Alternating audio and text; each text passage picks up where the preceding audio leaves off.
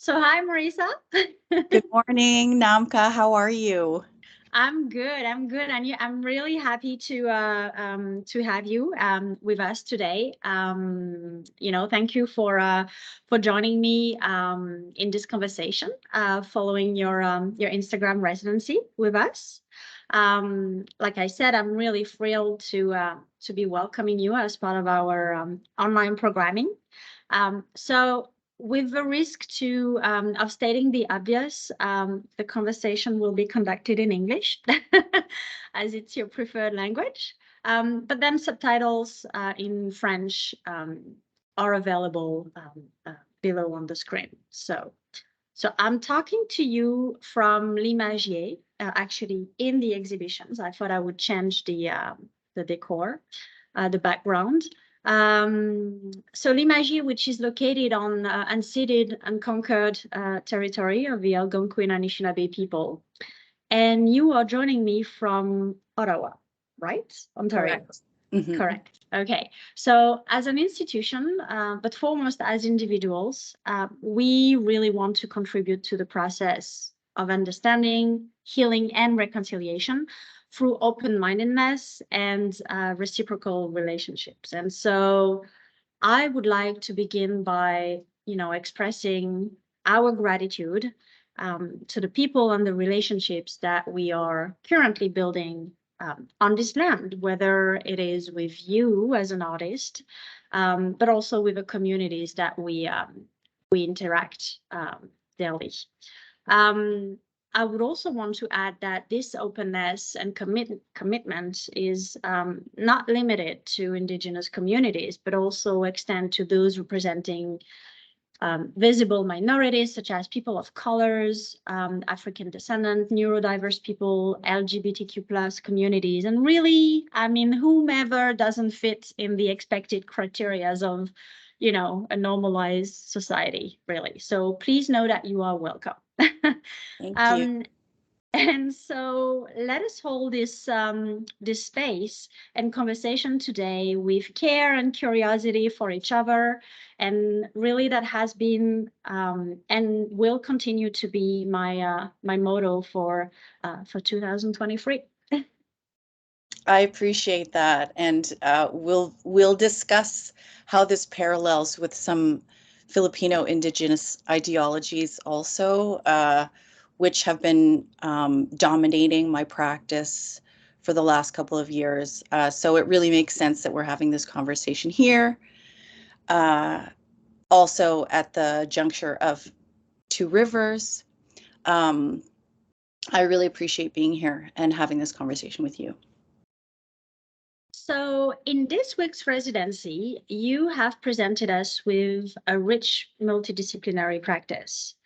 Thanks to your words, you've made us travel and reflect on the notions of identity, interconnectivity, and diasporic trajectories. So I'd like for you to introduce yourself in your own words and tell us more about the role of your artistic practice in preserving and sharing cultural heritage.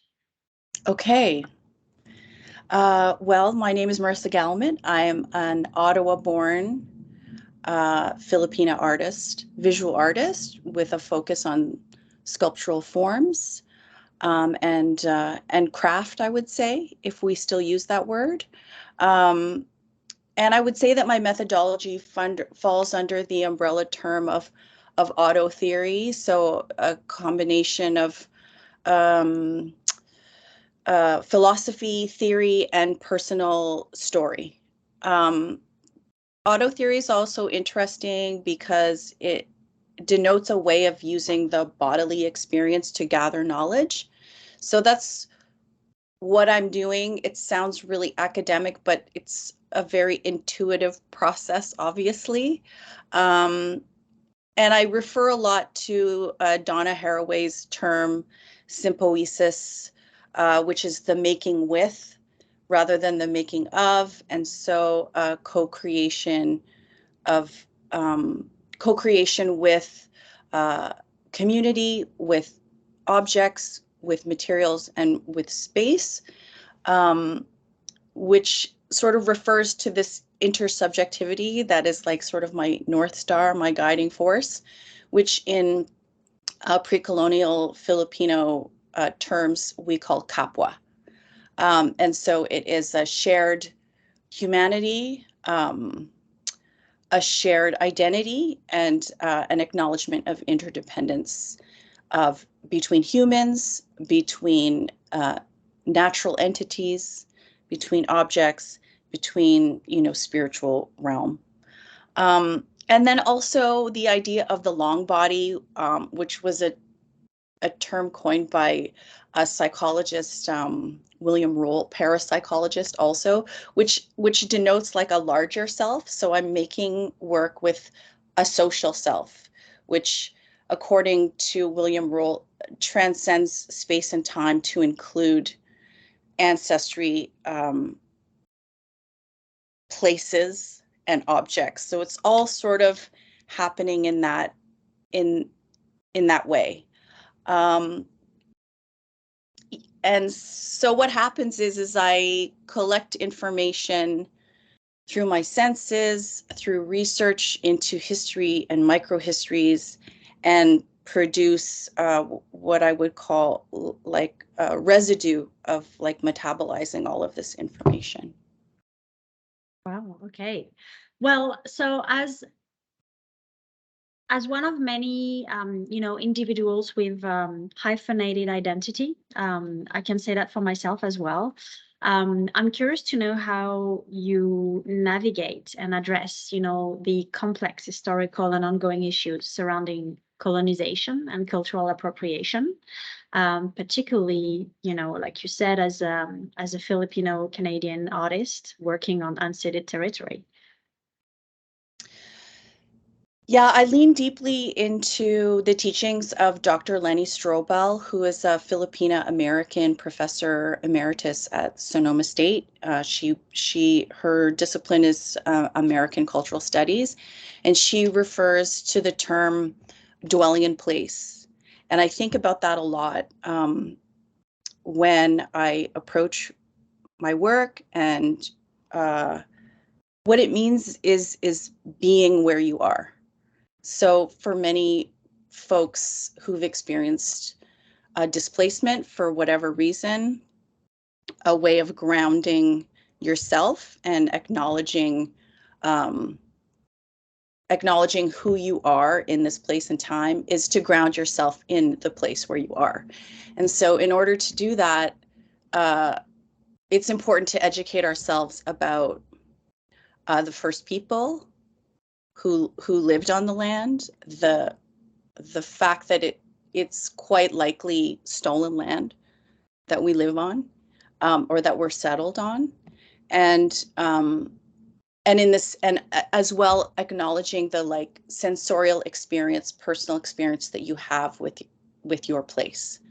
So learning about the indigenous names of where you live, learning about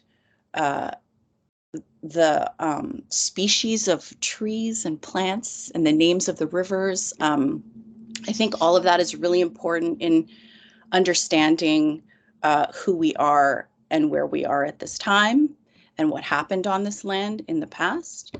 I'm just going to check my notes really quickly. Sorry. Yeah, no worries. Yeah. Yeah, so I just think it gives us a deeper understanding of place. And I think what's really interesting about a lot of us in the diasporic communities on Turtle Island is that we come from colonized places and we've landed in a colonized place. And so I think it's really interesting to draw parallels, particularly for me, as I was born in Ottawa, but my parents are from the Philippines. The Philippines was colonized 3 times by Spain, Japan, and then occupied by the United States. I think it's really important to educate myself historically in both sites to fully understand what I'm making now and how I'm informed by the realities of living in a colonized land and coming from a colonized land. Um, and I think a part of that is acknowledging history, but also seeking out microhistories. And so actual personal stories or oral traditions that don't necessarily live in archives. And so I think family stories, our own family stories, and those of the people that we connect with, really also ground us in place and give us a different perspective on what we read in the history books. Yeah. So you've talked about the place, and now you're touching on the people, so the community. So that would be my follow-up question.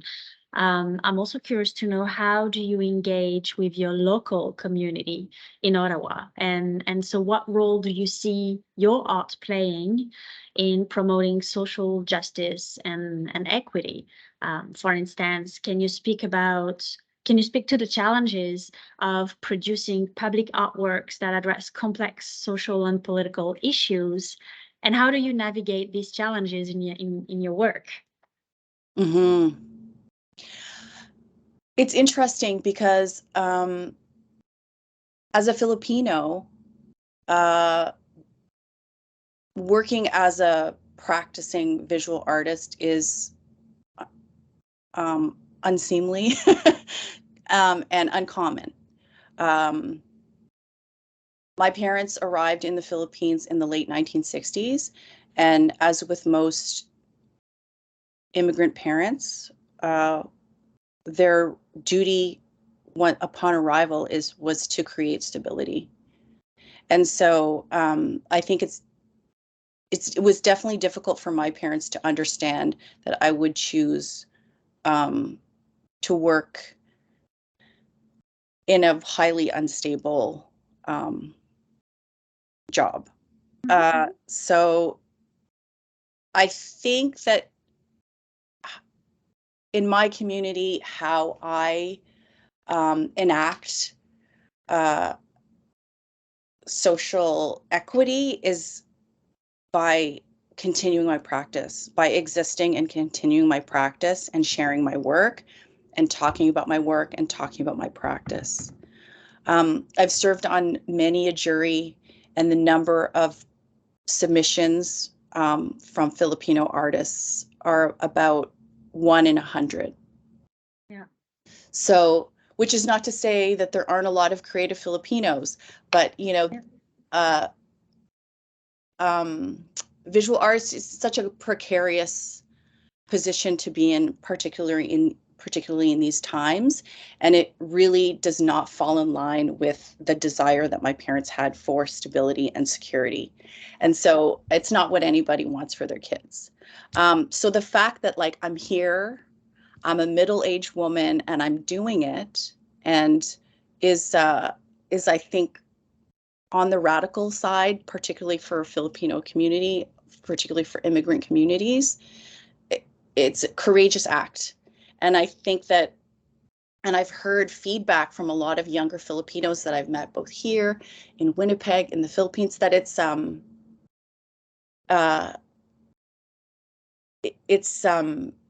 unusual, and it is remarkable. And so above and beyond existing and working and continuing to work and encouraging, there's no way that I could say that I'm an activist. I have so much respect for activists, and I really don't have the experience or the wherewithal really to work in that way. But I think that is how my practice contributes locally anyway. I mean, as far as creating public artworks, I think a good example would be a performance that I mounted in 2021 with TPW Gallery in Toronto. 2021, and it was called the Parquet Projects, and I was part of a cohort of 8 artists, and we were to select a parquet, a mini park in Toronto amongst, I think there are 700 of them in Toronto, and to produce a public artwork, temporary public artwork that summer. So it was an interesting time because there were so many it was COVID, so many unhoused folks. The homelessness crisis was a problem in the city. There were many encampments in public parks, and so we were well aware of that when we embarked on these projects. And it was really important for us to take care and to, seek consent if there was anybody residing in our parquet. So that was sort of like the contemporary news. And so I, dug down a little bit into this parquet, which was in the west end of Toronto, called the Dundas St. Clairens Parquet, in a pretty fancy neighborhood. It was lovely. It was well maintained. There were little chess tables, and there's a swing, and it's clean and nice. The interesting thing was that in the early 1900s, in this neighborhood, Brockton Village, there was a large rope factory that most of the residents who lived in that neighborhood were employed there and made their living working in this rope factory. And so I came up with the idea of producing a 100-foot rope out of black bicycle tubes, which were generously donated by a local bike shop just around the corner. And what the goal of the project was to delve into the namesakes of the parquet, because the parquet is called Dundas St. Clairens. So Henry Dundas, that year also, it was tabled in Toronto City Council to consider changing the name of Dundas Street, which is a very major thoroughfare in Toronto, because Henry Dundas was famously a Scottish lawyer who never set foot in Canada and who delayed the abolition of slavery in the UK by 60 years. And then St. Clairens, who strangely enough was a French bishop in the 1500s, who is the patron saint of imprisoned folks, so prisoners. And so in this little parquet, there's this intersection of the concepts of slavery and incarceration. And I thought about how many times we say the name Dundas, how many times do we say, I'll meet you at the corner of Dundas and St. Clairens, I'll meet you at the Dundas St. Clairens Parquet, and how we're invoking these ideas every time we utter those names. So in the process of building this rope, braiding this rope for 5 hours a day over 3 days, what was produced, the artifact, the residue that was produced, was quite an insidious, dangerous looking object. Rope has so many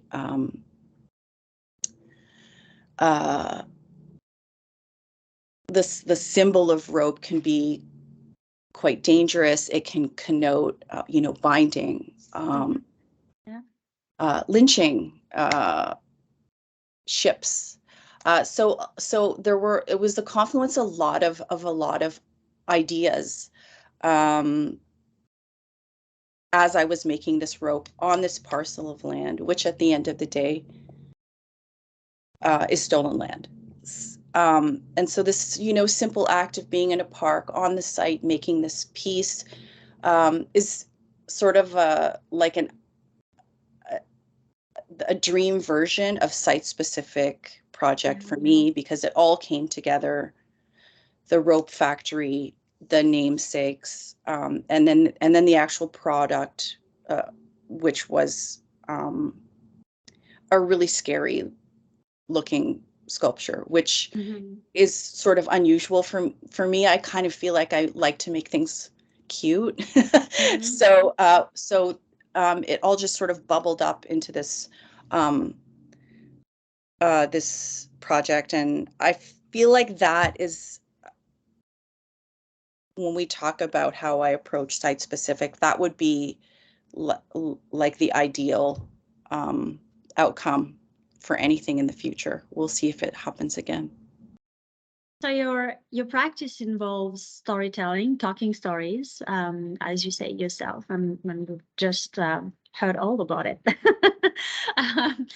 So it's a traditional practice in many cultures. So can you elaborate on how this approach informs your art making process? You kind of gave us a taste right now by telling us the story behind this project. But what are the stories you aim to tell through your work?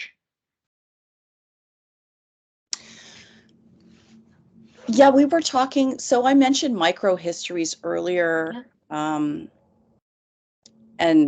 just the broader idea of oral tradition. And I think that oral histories provide the humanity, the human connection, the uh, access point to Kapwa, to the shared identity in the context of history, archived history, and sometimes they provide a tangential or differently faceted perspective, which is human based and rooted in personal stories. And as the daughter of immigrants, when there's displacement, sometimes there's a break in the transmission of cultural knowledge also. Um, because I'm not on the land of my family anymore. We're here and we're focused on something else, and we're focused on building something here. And so I feel like my goal right now is to collect the snippets of personally my own family history, because they were never presented to me in in a fulsome way. And I think that's the case with a lot of folks, is that we need to ask questions, and we need to speak to elders and speak to family and speak to neighbors, to get um, the full 360 of where we're from or where we are now. There's always that personal story underneath that can give us more texture. Yeah. It's elusive. I feel like also the sharing of micro histories now, unless you ask. I think that and you ask also follow-up questions. I think that with social media, we're very good at announcing and providing a sizzle reel of like what the glamorous story is or what the main story is. But I think it requires follow-up questions too, and active listening to really get to the human story, like the real connection. Yeah. Yeah. In your work, you often use uh, power objects. You call them power objects and regalia. And so as we're touching on the creative process that's involved in your practice, could you talk a bit more about how you choose these objects and how they contribute to the narrative of your site-specific installation and artworks? Let me just do this. Okay, power objects and regalia. So these are speculative. The objects, I mean, as with a lot of art, I guess, it's an imagination. It's an invention. And, based on, again, like auto theory, again, acquiring knowledge through my body and through my senses. And so they tend to straddle the line between function and sculptural, like they could be functional in some other realm. But I guess their real function is to, build a narrative of power and of protection. I feel like immigrant stories are very like, underdog. They're underdog stories, and there tends to be some erasure of the origin story. The story begins when you come here and you make good. And I feel like there is a reference to the ancient in my work. I use natural fibers and combine them, or natural materials, and combine them with processed materials. And so I feel like their function is to celebrate an old way here, and in doing so provide by referencing a place of origin, building safety and protection and power. But of course, it's imagined. I mean, these are not, I weave, so many ancient cultures weave and contemporary cultures weave. Yeah. I don't really know how to weave. It's sort of a reference to an old way, an ancient sensibility, in an attempt to build power here as we build our lives here and as we build community here. I think it's important to say that, going back to also, how I build community here, I think it's important to reference as well that, as I said, there aren't that many Filipino artists. So it's important that we refer to each other and uplift each other. And I think that there's an implicit acknowledgement in the materials and in the function of these objects. There's an ancient pre-colonial practice in the Philippines called agimat, or anting, and that is the practice of using talismans or amulets or elixirs or incantations for protection. And I'm really concerned with this idea in our culture of like protecting each other, protecting ourselves. Especially now, I think we really need it. Yeah. You kind of touch on that a little bit earlier in the conversation, but I'm always curious to retrace, that very moment when you knew you would be choosing this life, the life of an artist, and and so now that you've committed, yourself to it, what would you tell your old self or your younger self as an aspiring artist? Okay. It's always it's a heavy question, but it's interesting to think about it.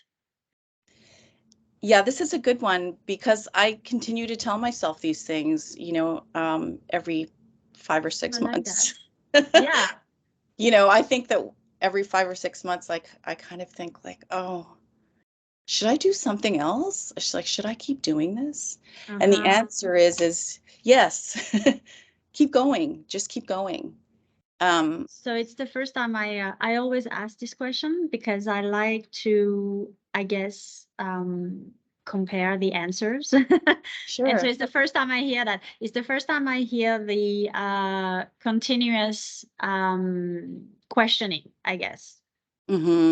So that's a good one. Yeah. It's important to remind yourself. Yeah. And a part of that practice for me is going back and reading my CV, just so that I can remind myself that these were all small steps and you just have to continue, and then you've got 3 pages worth, which is the max for most submissions. So that's true. Yeah. And then you have to select, and then because then you move to selected. Yeah, exactly. Yeah. Which interesting. Yeah. Okay. I guess also is follow your curiosities. They're not for nothing. And trust them. Trust your curiosities. There's some kernel in there. Can follow the conversation, be in the conversation, listen. There's something in there. And also go out and meet your community, be with your community. We don't do this alone. We don't make good work, question our work, exhibit our work by ourselves. It's impossible. Yeah. We need each other. So time went by swiftly, and we need to wrap this conversation. So I don't want to leave you without, sharing how you see your practice evolving in the future, or you telling us, more about your upcoming projects or exhibitions that you have in the works. Okay, so quickly, I'm thinking about producing more or any time-based work. I went to university for film studies, and I did a guerrilla film production course in New York City. So that's sort of where my visual language began. And I don't do that anymore. And I do feel like I'm circling back around, and I'm really interested in learning how to make that a reality. I also have questions about bringing more objects into the world. Do we need any more? So that's sort of, we'll see where that goes, but that's where my head's at right now. And upcoming, I'm going to be participating in Stages 2023, which is a temporary public art biennial in Winnipeg with the wonderful folks at Plug-in ICA, and that is in August and September of this year. Well, thank you. Thank you very much, Marisa, for taking the time, to share your thoughts on your practice with me. I really enjoyed listening to you, and I hope that this conversation can spark some curiosity around us. Until next time, please continue to stay safe. Of course, stay curious. I don't think that's a problem. And stay in touch, of course.